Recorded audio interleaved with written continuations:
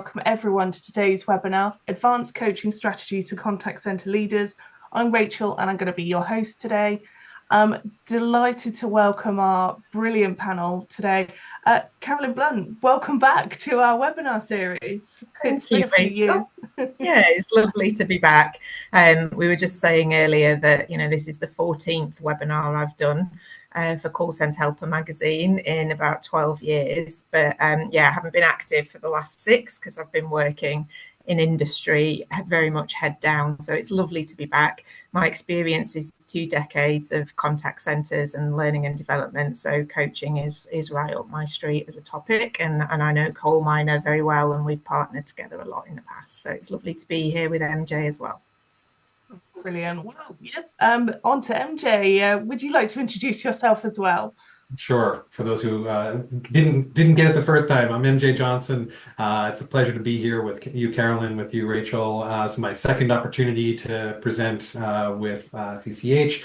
Very happy to be here. Very happy to share some of the experiences that I've had working with our customers to help them adopt automation technologies in service of better outcomes for their coaching programs. And I hope to share some ideas that can be valuable to the audience as they look to adopt advanced coaching strategies. Well, we're looking forward to hearing from both of you a bit later. So before we get into presentations, just a bit of housekeeping, a reminder that you can join in today's chat. Lots already happening. I can see lots of people joining in. Skipped on too quickly, but there is a gift card for the best tip. So if you want to ask our panel a question, just write #question. And if you want to share your tips for coaching, just write #tip. That just allows the guys in the background to be able to identify them. I'm moving back. There is a replay and slides that will be available later on this afternoon on callcenterhelper.com/articles/recorded-webinars. So before we get into Carolyn's presentation, I have a poll, and let's see if Zoom is going to let me share this poll. They've changed it all around, so just to really confuse me. So the question is, which technology has had the biggest impact on your contact center coaching strategy? Is it AI-powered coaching assistants, e.g. ChatGPT for coaching questions? Is it interaction analytics for real-time agent feedback? Speech and sentiment analysis for better coaching insights, automated training tools and e-learning platforms, performance dashboards, and KPI tracking systems? Carolyn, what are you hoping to see, or what do you think will come out? It's interesting, isn't it? Because the way I've just realized now, it's like, what technology has had the biggest impact on your coaching strategy most recently? If it was most recently, I would hope to see more use of AI. But if it's looking at, overall, I would say obviously interaction analytics, when that first came out and originally just on voice, on speech, that was just completely transformational. It was just something that changed the game totally. So I guess we should have probably said, is it more recently or is it of all time? What's kind of had the biggest impact of all time? Well, but definitely anything that's tech, I would say. Okay, so I will end the poll and share the results.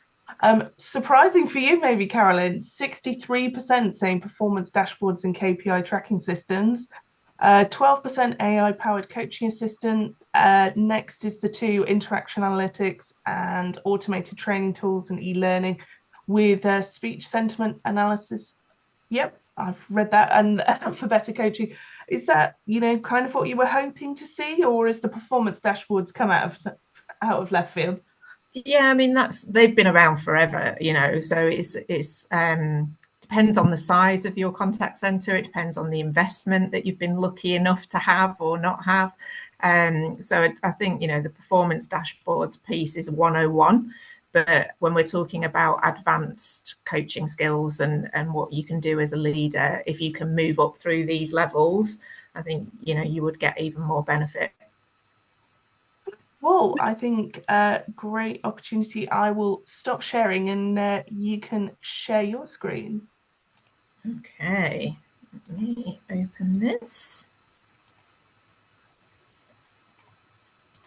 Hopefully everyone can see that. We can. Yes, And perfect. I will just start my timer because I'm notorious for going over my allocated 20 minutes. As I said, you don't want to sit next to me at a dinner party because I can talk about this all day long. So, as I mentioned, my name is Carolyn Blunt, and if we're not connected on LinkedIn, please feel free to do that. I've been talking about all things to do with contact centres for more than 2 decades. And what we're really going to be focusing on for my session is thinking about how we've moved that dial forwards and what makes contact centre coaching advanced in the modern day. So here are 10 things that I think make an impact in terms of making your coaching feel advanced and feel modern. So if you take a look at those and just have a think about how many out of these 10 you might be using, and are there some of these that you could potentially implement even further. So I could talk for the entire session on just these 10 things, but I'm just going to pick out a few of them and touch on why they really make a difference kind of here and now. So obviously when we think about virtual coaching, we're thinking about the fact that a lot more agents are working in a home-based capacity because we now have the tech, and COVID forced our hand in a lot of cases that is now what people do expect. And I love the fact that we've got home working working much better. I think it gives us a wider labour pool to draw on, and it gives agents better quality of life and a lot of flexibility. So that's great, but what that means for coaching is that we don't always pick up on little nuances and little things by osmosis that you might just hear one side of a call, or you just think, oh, well, what's gone on there, and dial in and have a listen. So virtual coaching is really important to make sure that you're still having those face-to-face conversations and you're touching base with people even remotely, and how you use the tech to do that. And we'll come on to thinking about how we select calls for coaching, and those people who are using tech will have the upper hand in actually not just cherry picking and random sampling.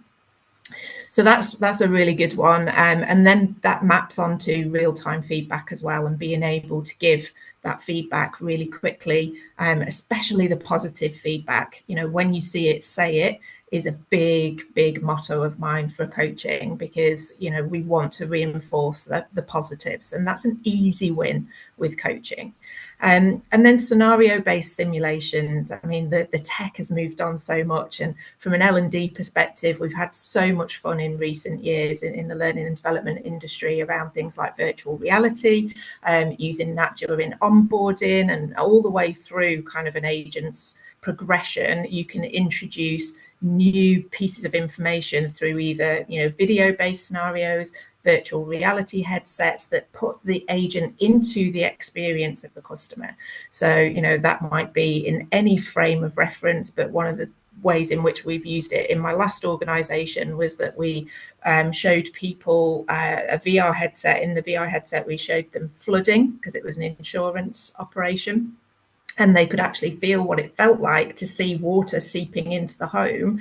And so when they got calls about loss for flood damage from people, they had that empathy in place. So it's just thinking, how can you be creative, and how can you use the tech that's available to make your contact center learning journeys and the coaching much more modern. So those are just some starters for 10. I would like to know, what is your biggest coaching challenge? So we've talked about some of the things that have made a big difference, but what are the things that potentially are blockers? And I think, Rachel, you're going to launch a poll here for me. I am. So yeah, what's your biggest coaching challenge, or challenge when coaching your team? Is it keeping agents motivated and engaged? Is it handling resistance to feedback? Is it measuring coaching effectiveness, balancing coaching with operational demands, or is it using AI and analytics to improve coaching? Carolyn, what are your thoughts? What do you think is, or what are you hoping to see? Well, it depends on what budgets you've got available in your contact center environment and what the emphasis is on metrics. I hope that people are able to take advantage of the tech and the AI. And if not, then from today, that will be hopefully something you'll investigate, even if it's something as simple as using ChatGPT to give you some inspiration around the best coaching questions to use. You know, there is so much. I mean, I use ChatGPT all the time now, and there are just there's so many uses for that, and that is AI. So I'd like to see people making use of it. Yes. If I share the results, all quite even across the board, to be honest, apart from 33% saying balancing coaching with operational demands, which comes back to the beginning where lots of people were saying time was the problem. 27% saying keeping agents motivated and engaged. 17% handling resistance to feedback, 16% measuring coaching effectiveness. And, you know, I'm guessing because we wrote it as a single option and saying biggest challenge, 6% saying using AI and analytics to improve coaching. Interesting. And time, you know, that's always, you know, a finite thing. You know, I always think back to, you know, when my grandmother had her kids, and she had 5 kids, and she didn't have the things that I had, like a washing machine, a tumble dryer, a dishwasher, a microwave, a slow cooker. You know, she had to do everything, and she was fully kind of maxed out. And guess what, in the modern day with all those things, so am I. And time, we just seem to expand and fill it all. But I think, you know, with time, I would want to see how are we using tech and AI to make our time efficient. So if you're manually listening to calls, you know, just cherry picking and manually sampling and scoring, it is going to take a lot more time. Whereas if you use the tech, it's going to be fed much more effectively to you. You're not going to have to go hunting for the examples to coach from. They're going to be served up to you, and that's going to help. But also when it comes to time, if you've got 20 advisors under one team leader, you know, that's going to make it really difficult to find the time to get round all 20 and have those conversations. Whereas if you've got 10, it's going to be a lot more manageable. So there's lots of nuances with it as well. So just moving on, you know, I always imagine this phrase, you know, like I get to the end of my life and I say, you know, my problem, I've had too much praise.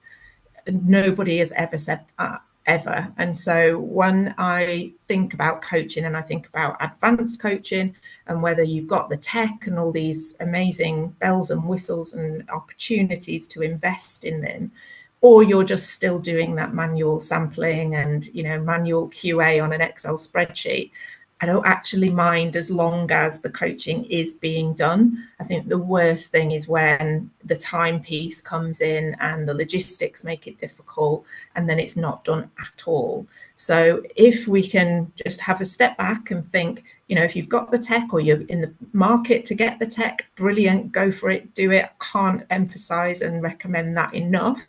But in either case, just the quick win conversations on praise are the fundamental baseline. So I talked about when you see it, say it. You know, I've seen agents grow a foot taller when I've done some work with the team leader around coaching and feedback and praise.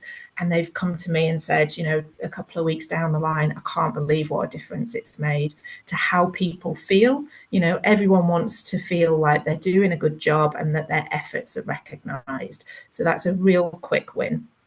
Developmental feedback can, for some people, feel more challenging to do. So it feels like constructive criticism or, you know, course correction, and that can sometimes feel uncomfortable, particularly if you're quite an empathetic person or if you're time pressed and you think, I don't know how to phrase or couch this in a way that means it's going to land and have the desired impact, as opposed to land and make the person, you know, disgruntled and demotivated and just disillusioned and fed up. So it is important to get the developmental feedback positioned correctly and make whatever the fault is seem easy to correct. And that's where the coaching piece comes off the back of the feedback to say, now, how do you think we can remedy this going forward? Would you like some suggestions from me? Are there some training programs or courses that we need to look at? Is there some shadowing, buddying, whatever? But make sure you've got all of your ducks in a row for how those conversations are going to go. The impact of both that motivational and development feedback on your agent retention, your agent performance, and therefore the contact center performance, the opportunity for innovation, the cultural impact, and the customer experience cannot be underestimated. These are so critical. However, which way you're going to go about getting to it, that's the bit that we've got to do. So that for me is front and center. Now, when it comes to having coaching conversations, some of these phrases may sound familiar. You might get people saying, but I'm doing my best. So again, that's where the positive reinforcement comes in, to make sure they feel like you're not just going for the negatives and making them feel defensive and put their walls up and say, but I'm doing my best here. So we need to reinforce the behaviors that you want to keep. And that usually focuses on things like listening, patience, empathy, the problem solving and taking ownership, even if it's gone off in a bit of a direction that you didn't want. Maybe they've given away too much refund or compensation. At least they're trying to keep customers happy. So focus on the positives. Think about how they're adapting, how's their accuracy and their efficiency. See it, say it. Ideally, you've got the data to back up those conversations as well. But if you can pick it up firsthand, that's also just as good. But this is where the virtual home working piece can become more difficult if you don't have good tech to support you. I've never been told that before, so that might come out sometimes when you're giving feedback, and that might be from the quality and training. There might be inconsistencies in the way in which different people have been trained. So we need to look at those processes and make sure that our knowledge management system, hopefully we've got one, it's up to date, and we're avoiding confusion and discrepancies. And again, using AI to summarize your coaching sessions. You know, I use Otter AI on all my Teams calls, and that then spits out the output of the discussion, and it makes it really easy for me and the other person to have an accurate record of what was said. Whereas, you know, go back even just a couple of years, I'd be typing up notes and sending it to the person and saying, this is my recollection. Do you agree? Can we both sign this off? Don't have to do that anymore. So again, this is about making use of what's available. That's how I was told to do it, which again, if you've got different trainers, different coaches, you know, and different leaders, different styles, you might find that that can cause some confusion sometimes, because we all have our own unique styles and spins on how we deliver content and how we direct people and coach them. But the fundamental content, the processes, the knowledge, the accuracy, the policies, you know, all of that sort of quality control and compliance stuff should be up to date, and it should be recorded, and it should be clearly communicated so that everybody's clear this is the way we're doing it now. And I noticed actually in the chat, just as we were chatting earlier, that somebody had said, you know, I've got some agents who are stuck in their ways. They've been here a long time, and this is the way we've always done it. And if we want to change things, it's quite hard, because along with that's how I was told to do it comes, but this is the way we've always done it. So again, sharing with people why we're going in this direction and doing it, sharing the bigger picture is absolutely key for that as well. And how mediocre strategies may be holding you back. So fairness and equity, which kind of follows on from that point, consistency is absolutely important for fundamental motivation. We don't want to feel like somebody else is getting ahead when actually I'm just as good as you, or I've been here longer, or, you know, my efforts have been going unnoticed. So we've often used challenges and leaderboards. Even before we had the tech, we would have whiteboards and boxes of chocolates, but it was often that performance was either based on metrics that we could measure, like sales, or, you know, some basic KPIs, or it was done on random sampling. So you got lucky if your team leader happened to pick 3 calls at random of yours that were actually really good, and then they kind of generalized that all of your calls were good. Or if you picked 3 calls and they were not your best work, you were down the leaderboard for the month and didn't get the bonus, didn't get the rewards, didn't get the accolades. when we look at using tech across everything, we absolutely boost that fairness and equity, because all of the data is in there and the system is telling us what that performance looks like. So that keeps it fair. It makes sure that there's no perceptions of bias, there's no favorites with a particular team leader, etc. And it keeps the cultures open and collaborative. Touched on emotional contagion before, and the relationship, and I know MJ agrees with me on this, the relationship that agents have with customers is much better when the relationship that the organization has with the agent is positive. So it's a knock-on effect, that emotional contagion. If your agents feel good, they're going to be more motivated and on the ball to make your customers feel good. So that comes to positivity, that resilience, turning around those difficult calls, those disgruntled customers, and leaving customers with that good feeling afterwards, that whole net promoter piece around better promotion of the organization. How they feel and talk about the organization to other people is fundamentally affected by their experience with that perhaps 1-2 advisors that they've actually come into contact with. So emotional contagion is really important, and so therefore coaching is fundamental to making your agents feel good and therefore your customers. And then when we think about things like conversion and retention, so the conversion of contacts into sales, or when it comes to dealing with problems and increasing customer satisfaction and customer retention and loyalty, competitive and highly regulated markets, you've also got further complications with industry regulators potentially monitoring all of that. But this is the difference between success and failure. We're talking about the fact that we want our operation to perform. We want it to perform for the organization to sell more, to keep more customers, for the regulator to be happy. And again, that distills back down to a big part of how the agent captures information, how they treat those customers, how they innovate and pass on that information. So it's absolutely key that coaching conversations is bringing all of that out. So just stepping back for a moment and thinking about what is your goal with your coaching strategy, because if you're all over the place and you're not sure where to start, or you're putting your efforts across too many different things, then what I talk about is chasing 2 rabbits, you'll catch none.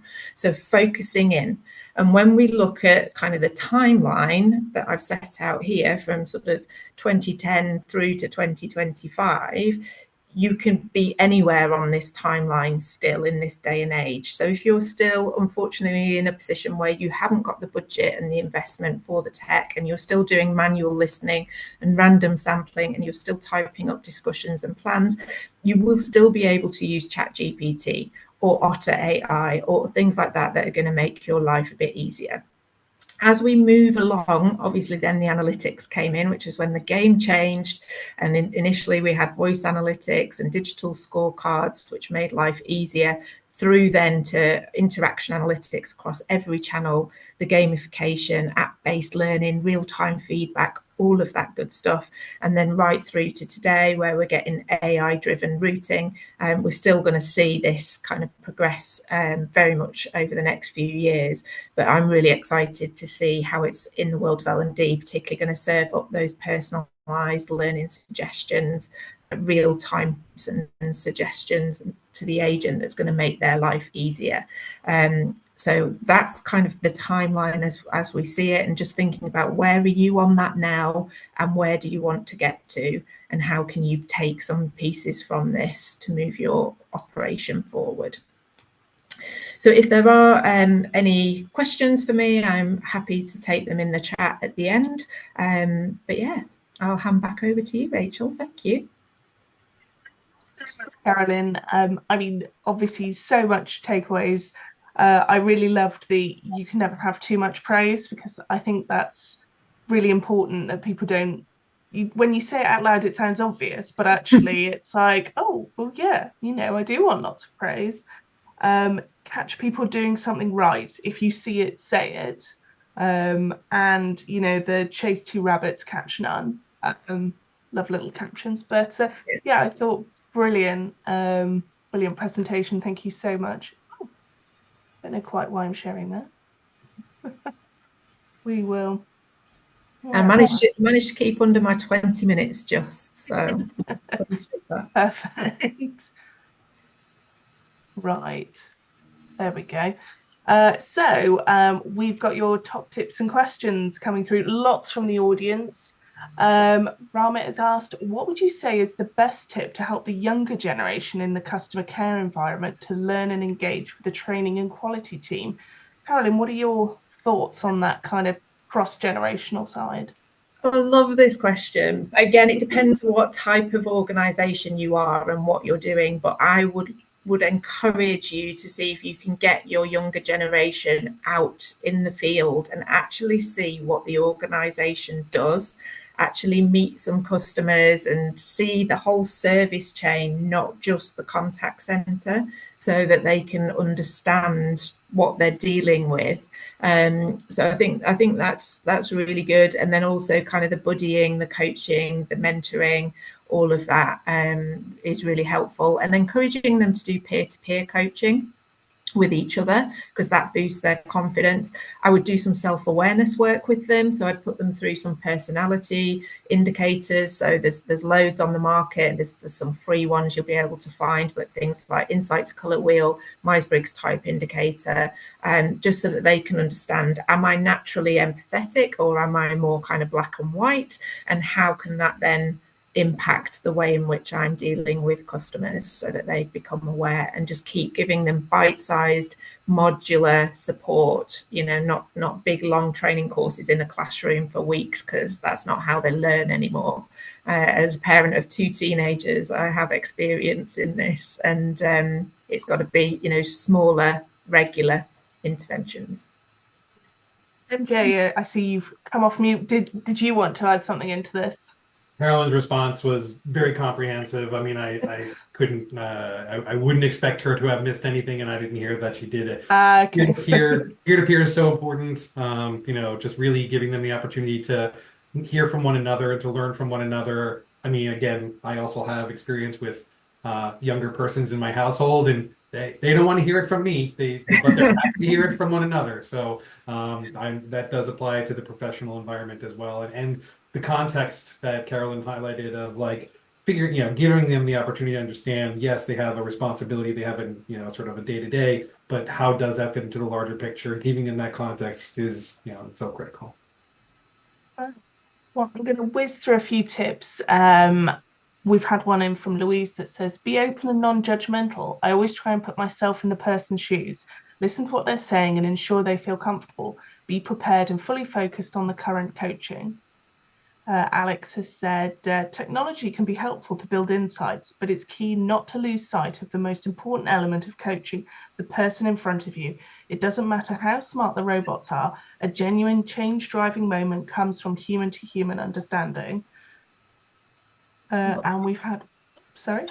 I love that. The fundamentals of human behaviour will never change over time, right? So if you look at Dale Carnegie's book, How to Win Friends and Influence People, it's almost, I think, about 120 years old now. And the principles of it are still absolutely valid. So, yeah, great point. Yeah. We've had one sent in. We always emphasize customer satisfaction, but we should also seek contact center agents' feedback on their call experience. And praise in public, provide feedback in private. So, yeah, Carolyn, you're nodding as well. Yeah. Well, I'm going to do a couple of quick ones now. Sarah said, encourage self-reflection as part of the coaching process to get the employees buy-in. This way you enter the coaching conversation on an equal basis, and this helps encourage open and honest two-way conversation. Avoid a teacher-student dynamic. And we've had a question in, do we not need to change the minds of the older generation as to how best to adapt with the Gen Zers instead of expecting them to adapt? Carolyn, you were enthusiastic about the last generational one. Yeah, absolutely. I think everybody's got to kind of meet in the middle here, haven't we? And, I'm not suggesting at all that we expect the older generation to expect expect Gen Zers to adapt to our generation, Gen X, So I think, it is about everybody understanding those differences. And it's actually quite good fun because, I learn new terms and phrases all the time. I showed my son a photo the other day and he went, "I look swag on that." And I was like, "What?" What is this? So I think, it's about meeting in the middle and teaching each other different things. So as you can see, lots of tips coming in. Keep sending them in. We will do a bottle of champagne. No, keep offering a champagne. We do Amazon gift card because it obviously is international. I'm very used to that. Too many webinars. So I'm delighted to now hand over the baton to MJ for your presentation. I think before we go into it, we have got a poll. So let me see if I can launch this poll. Right, so we're asking, do you use technology tools, AI analytics, call monitoring software to assist with coaching? MJ, what are you hoping to see? I expect if we include some of the sort of dashboarding capabilities that we talked about in that first poll, and look at that as sort of like a baseline of entry, I'm going to assume that many folks will be able to tick the sometimes box, especially on a call like today where it's sort of more advanced coaching strategies. I'll be surprised if that kind of an audience is still relying on manual coaching methods. Not that it doesn't happen, but there's just so many positives to adopting technology in service of those kinds of goals. I'm going to put my money on sometimes. Right, so I'm going to end the poll now and share the results. So 39% saying no, I rely on manual coaching methods, 32% saying sometimes, and 29% saying yes regularly. Are you hopeful then, MJ? Well, there's lots of room to adopt capabilities that I think can really help move the needle for businesses that are still relying on manual coaching methods. My only question to those who are there is, if they really believe that those manual coaching methods are sufficient or that they're meeting their needs. Hopefully, if they're engaged in this conversation, they're looking for something more. They're looking to take a next step, and they're just because you want to support that human element. There's so many fantastic tips. You highlighted a couple of them that are really in service of that human-human interaction, whether that be peer-to-peer or with a manager or however that interaction is going on. That's still a critical part of this, but there's still so much value in adopting some of these technology tools to help support those kinds of conversations. Okay. Well, I think you're going to take us through a few bits, so I will stop sharing and let you take us Absolutely. through. So hopefully now everybody can see I my can. Fantastic. Great. Well, I really do appreciate I had the opportunity to hear Caroline's presentation in our preparation, and so many of the things that she highlighted in there are things that that really resonate with me.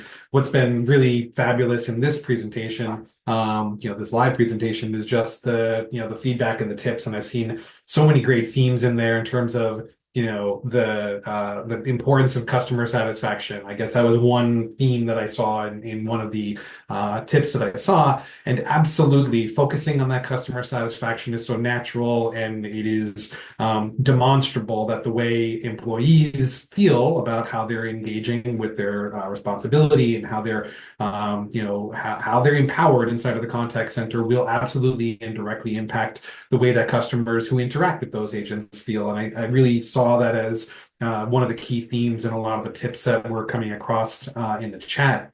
And I think probably most of everybody who's on this call has some acknowledgement that that employees, especially those in the contact center, who we ask so much of, are challenged by a lack of engagement. And hopefully, if you're on this if you're involved in this conversation, if you're thinking about advanced coaching, you're looking for ways to try and move the needle on that. Because if you can move the needle on how well your employees in the contact center are engaged, then you have that opportunity to really focus on customer satisfaction. And I saw so many great suggestions about how to develop that empathy.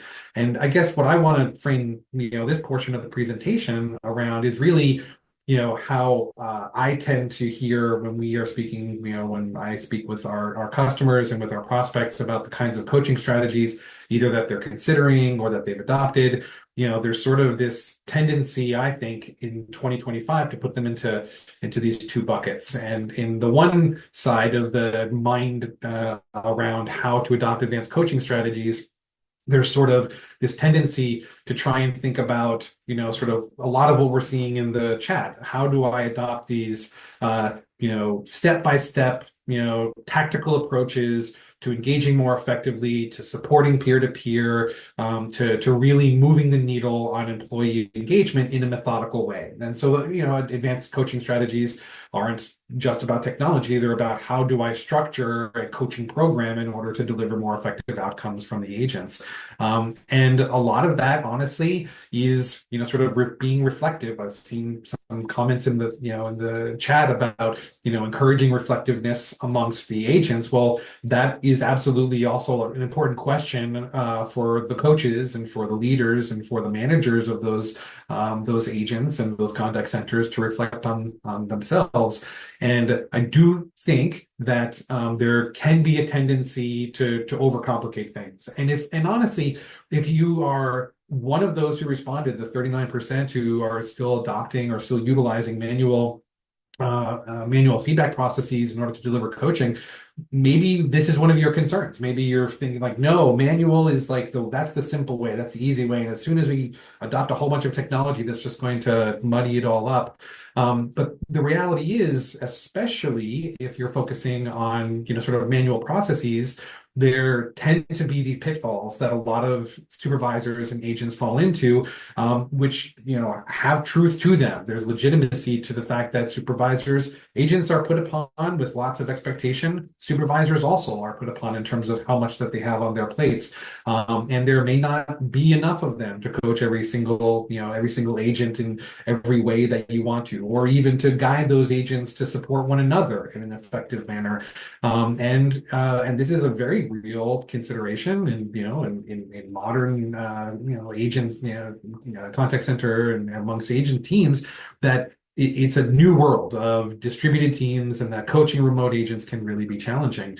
But if we kind of peel some of that back and sort of ask about, well, okay, those are all legitimate. There are reasons that supervisors and agents who are responsible for other agents feel that those could be getting in the way of delivering successful coaching. But the other reality is that, well, what does your coaching process look like? And how do you actually peel that back? And how do those step-by-step processes actually look when put into application?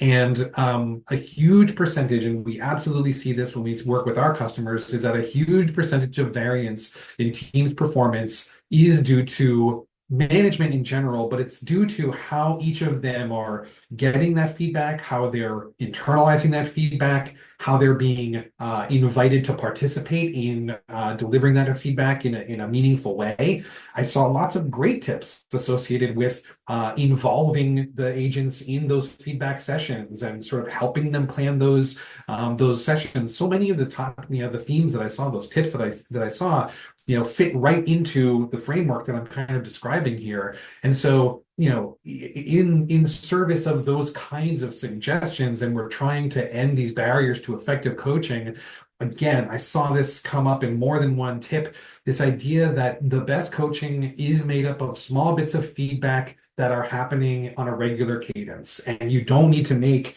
and I also saw as a tip, the idea that don't wait for, if there's a useful piece of feedback, don't wait necessarily for that next sit down with an agent in order to give it. Find those means of facilitating getting that information and getting that feedback into the hands of the agents so that they can begin to internalize it right away. Again, simple, but not always easy to do, especially when we let those other barriers get in the way of trying to engage with the agents. I saw this topic come up as one of the tips, that we're not just focusing on those who are most in need of raising their game, sort of performers that have the biggest gap to get to where the top performers are. We're also talking about opportunities to engage with your top performers and give them the opportunity to take things to the next level. They coach craving. In fact, often those top performers crave that coaching even more. Like they're hungry, they're ambitious, and they're doing the things that are being put in front of them, and they're looking for that next opportunity. That's an amazing opportunity to have coaches kind of step in, and also, again, going back to that peer-to-peer relationship as well, giving them opportunities to share, what it is that they're doing to help raise all the boats. It's a critical management, responsibility when we talk about coaching. We're not just talking about, peer-to-peer. We're not just talking about, the direct supervisors and the agents.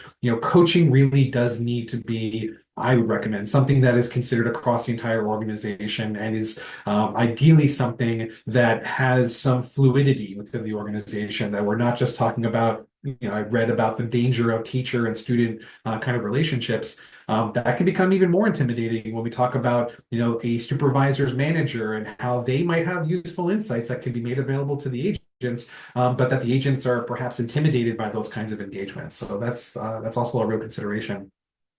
Lack of senior role models can break any good, coaching platform. We always want to encourage coaching by example. When I manage my own team, I never asked anybody to do things that I myself am not willing to step in and to take on and to help them learn how to do more effectively.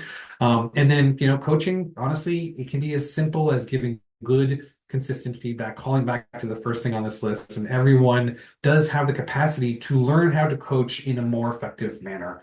And so if you take all those as kind of guidelines for how coaching can be delivered in a simple and on a recurring model, the kinds of responses to that can be sort of embedded in these kinds of belief statements. And these are where you're looking to get your agents to, where they feel like they are empowered and that they feel like they understand what is expected of them and what high quality work looks like. And I'm not going to go and read through all these, but another way of sort of simplifying things is to think about, well, maybe you could use these statements, which are belief statements, and turn them around into questions and ask your agents, how do they feel about these? Do they feel that their voice is being heard? Do they feel that they're valued? Do they feel that they understand the mission and purpose of how they contribute to the larger goal? That was what Carolyn highlighted in terms of, sort of getting agents out into the field and giving them a better understanding of the entire service chain and really how it fits into that. These are all really, really good starting points to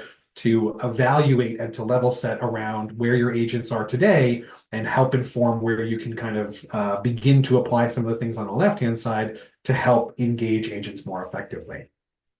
So that's all sort of the practical step-by-step, how we can kind of try and approach this from a methodical, outcome-oriented perspective.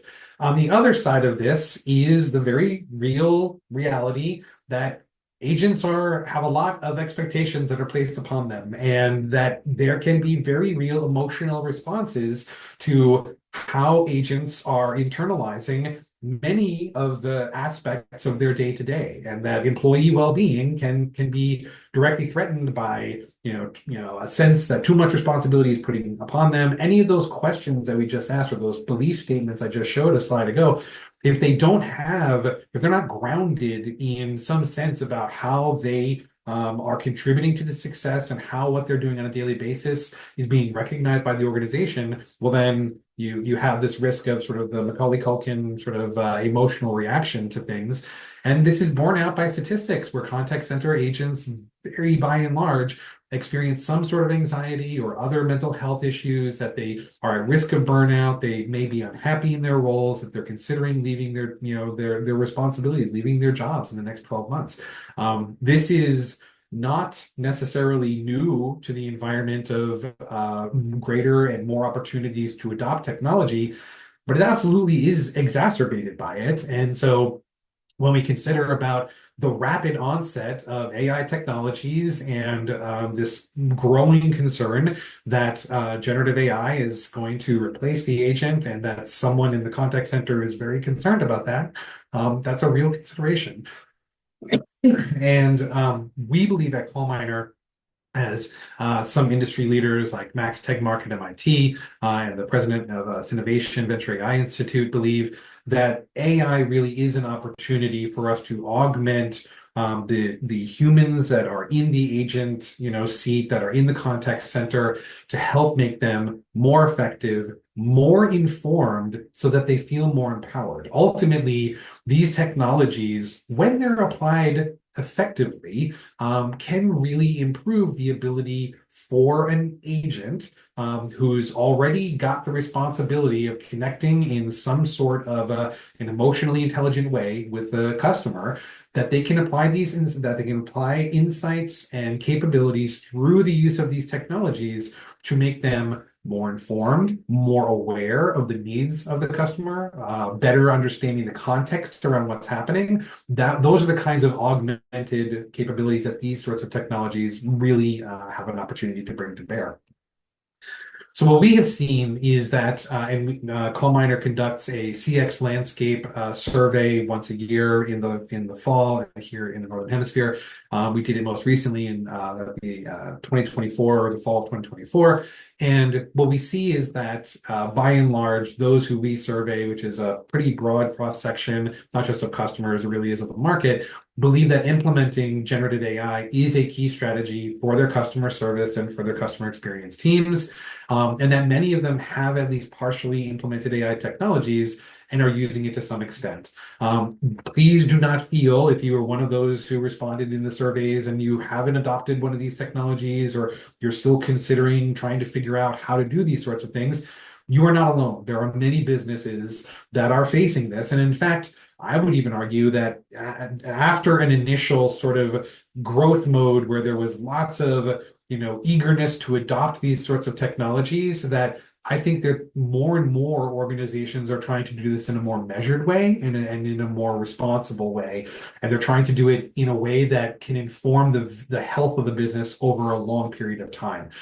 So, do not feel that if you have not jumped into these waters that you are, there's no chance of ever catching up at this point. I don't believe that is true. In fact, there is an opportunity for you to be more thoughtful and more methodical in terms of how you are using these technologies to inform and make your agents more effective in their roles. So let's look at that in terms of how that actually looks in practice. Pardon me. When we talk about sort of what a generative AI or any of these sort of advanced technologies that can be used to support a customer interaction, the things that those kinds of generative technologies are useful and good for is they're really good at churning through data. They're really good at algorithms. They aren't very good at true understanding. They aren't very good at understanding a lot of the things, frankly, that Carolyn mentioned in terms of, what is the value chain and what are the most common scenarios, and why is someone truly upset about why they're reaching out to the contact center. It doesn't have the inherent emotional intelligence necessary to empathize and to be able to connect with a customer when they're reaching out to a contact center. It is very well suited for very specific, well-defined tasks. And in fact, it's very well suited to be able to deliver useful insights that can be made available to an agent in the moment. And so, the agent who's, right there, who's at the front line interacting with the customers, obviously they possess inherent consciousness. They understand the rationality behind decisions that customers are making, or at least they have the opportunity to do so. They have the opportunity to be coached into that understanding. They have that emotional intelligence necessary to make a connection. And a lot of our customers are increasingly focused in this area. And they're able to adapt to complex situations in a more nuanced way. So that, yay humans, like we have all those capabilities, and through coaching, we can develop and foster that.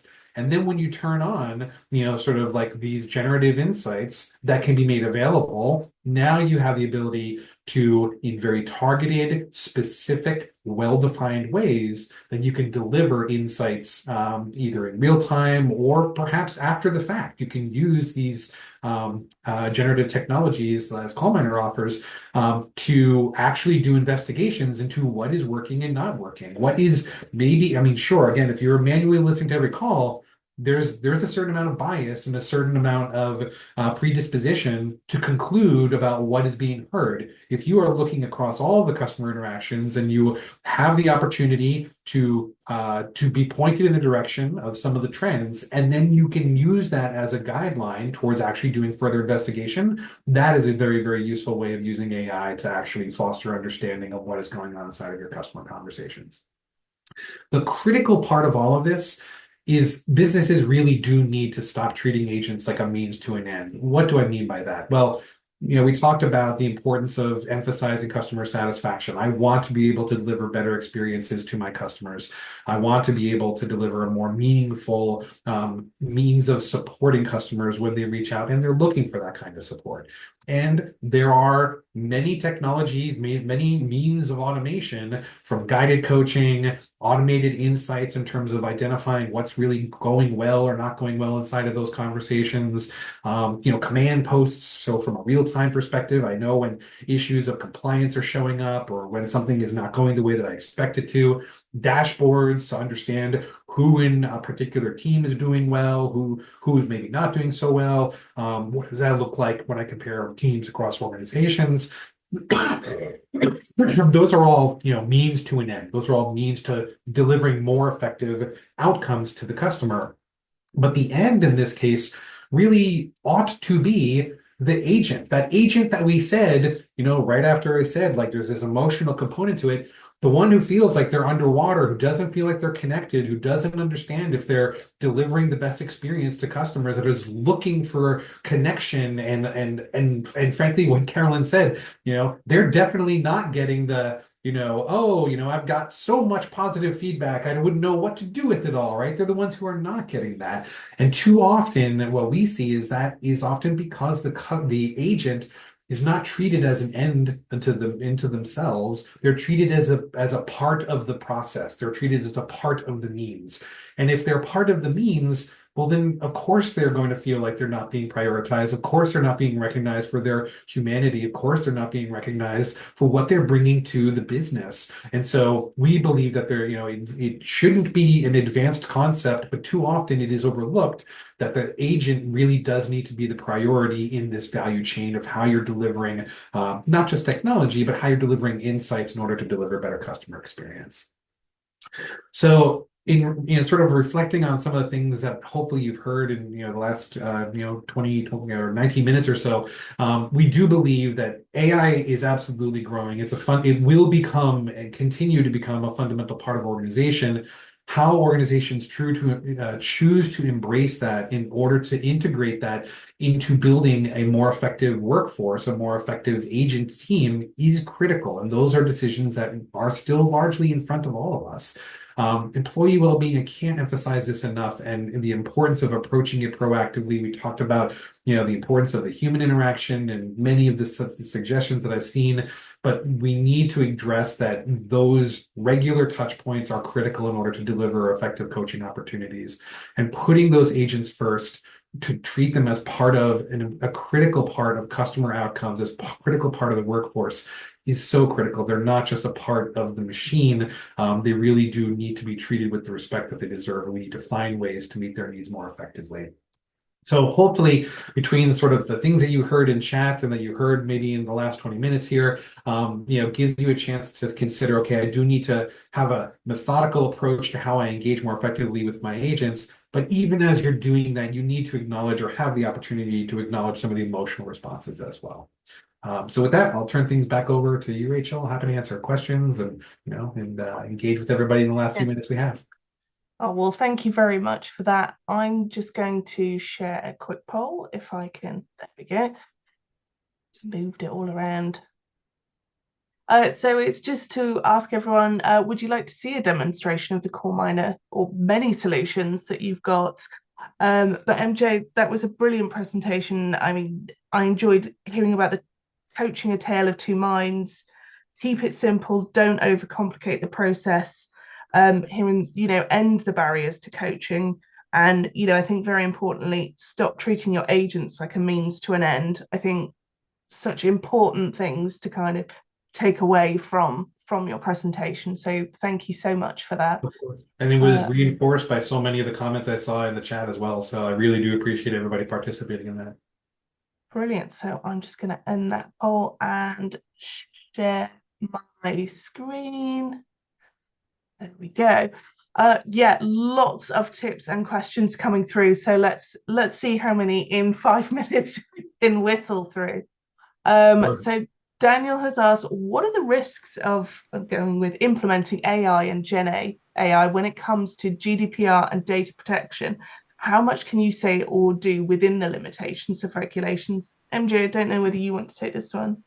This is definitely a question that takes more than about 5 minutes to respond to, but I think that the way that a lot of organizations are responding to both of these requirements of AI and Gen AI is through the use of what we see increasingly as these governance boards of AI, and it really is it's a matter of being responsible and reviewing kind of what are the outcomes of generative AI. The challenge that a lot of businesses face is that generative AI is exactly as it says, is a generative. It's sort of antithetical to the traditional analysis of conversations, which is very, very deterministic. So it's like, find me this phrase within 30 seconds of this other phrase in this kind of a conversation. It's very, very parameterized, and it's very much like when you're inside of a word processor and you hit the bold button, you know what you're going to get. You're going to get bold.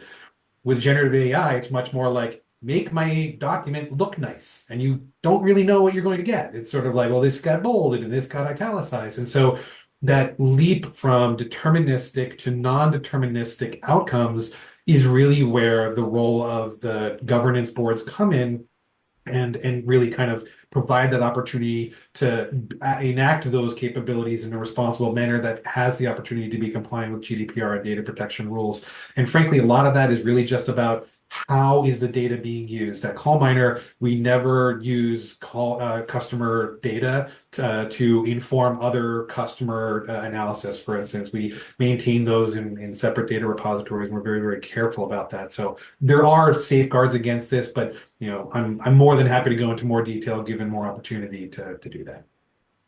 Okay.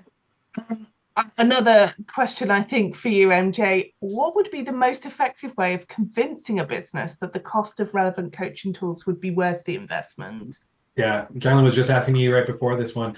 There are multiple metrics that we can talk about that can help bolster that kind of an ROI value statement. Things from sort of analysis of call volume, the ability to improve metrics that are very operational in nature, average handle time, first call resolution, some of the sort of tried and true metrics within the operations of the contact center.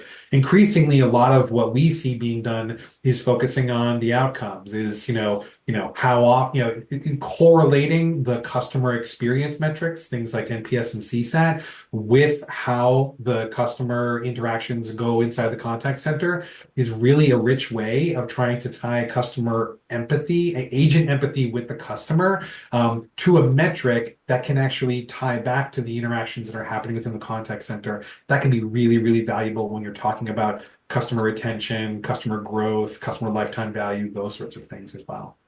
Yeah, and I'm sure CallMiner would be happy to help put together a business case for Absolutely. These sorts of things, showing the return on investment. So as you can see, there's loads come through. So I'm going to try and whiz through some tips. Coral said, avoid a tell strategy when coaching, using engaging questions to get the person you're coaching invested, such as, what advice would you give me in this instance? It allows self-reflection while also checking their understanding of the coaching at the same time. Carolyn, I think that's a great one. Yeah, that's really good. Coaching should be asking questions, first and foremost, fundamentally. The only thing is, if the person doesn't know, you can ask the question so many times, so many different ways. If they don't know, they don't know. So then your question is, would you like a suggestion from me? So yeah, you've got to know kind of where they're at in terms of competence as well. Yeah, I think we're going to have to do an article on this because there's so many come through. Louise said, when setting targets for the individual, use the SMART acronym. This makes the goal clear and easy to track for the team leader and the individual involved. So SMART stands for specific, measurable, achievable, relevant, and time bound. And on the time front, you could see how many tips we've had sent through, but unfortunately, we've reached the top of the hour. So I'm going to have to say, if you could put in the chat room in 1 or 2 words, what did you like best about today's webinar? The winning tip, I have to say, there's been a mass argument in the background about who's going to win. It's gone backwards and forwards, but congratulations to Ramit for his tip.